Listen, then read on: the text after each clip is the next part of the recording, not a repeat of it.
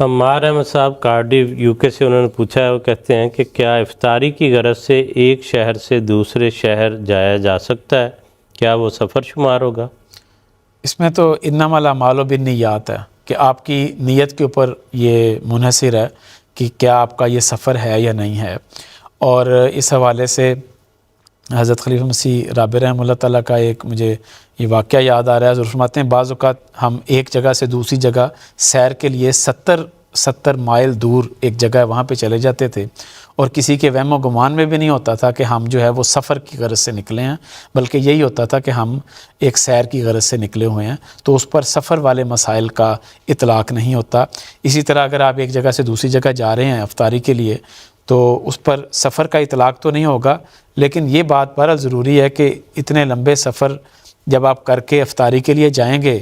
تو اس کا نتیجہ یہ نکلے گا کہ آپ گھر کسی کے ہاں جائیں گے، ان گھر والوں کا بھی سارا دن جو ہے وہ افطاری بنانے میں، افطاری تیار کرنے میں لگا ہوگا۔ پھر آپ جب جائیں گے، نماز اگر پڑھ بھی لیتے ہیں آپ اور پھر واپس آتے ہیں تو واپس آتے ہوئے پھر آپ کا 1-2 گھنٹہ اگر گھنٹے کی ٹریولنگ ہے تو پھر آپ آئیں گے تو آپ کا گویا ایک تھکاوٹ بھی ہوگی، جس تھکاوٹ کی وجہ سے ممکن ہے کہ صبح کی جو عبادت ہے اس کے لیے آنکھ نہ کھل سکے۔ تو یہ کوئی بہت اعلیٰ طریق نہیں ہے، پسندیدہ طریق نہیں ہے، اور خلفاء نے اس سے منع بھی فرمایا کہ آپ اتنی دور افطاری کے لیے جو ہے وہ ٹریول کر کے جائیں،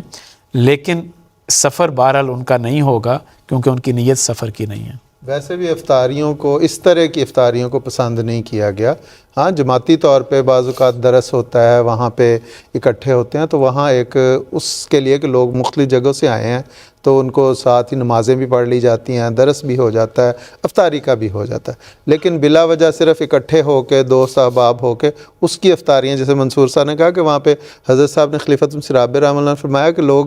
گپوں میں اپنا وہ وقت ضائع کر دیتے ہیں جو نہایت ضروری اور دعا والا وقت ہوتا ہے۔ وقت ہے تو تکلفات ہیں، اور ایک طرح کی، میں تو یہ سمجھتا ہوں کہ ایک طرح کی آپس کی دعوتوں کا رنگ ہے کہ آپ میری افطاری کریں، میں آپ کی افطاری کرواؤں گا، پھر ایک دوسرے سے حضور نے فرمایا مقابلے ہوتے ہیں، اس میں کر 11 مہینے ہوتے ہیں، اس میں دعوتیں ہونی چاہیے، کر لیں۔ اس میں کوئی شک نہیں کہ آپس کی محبت کے لیے دعوت پہ بلانا، جانا، ملنا یہ اچھی بات ہے، لیکن اگر اس کی وجہ سے جو روزے کی اصل غرض ہے، عبادات ہے، ذکر الہی ہے، درس ہے،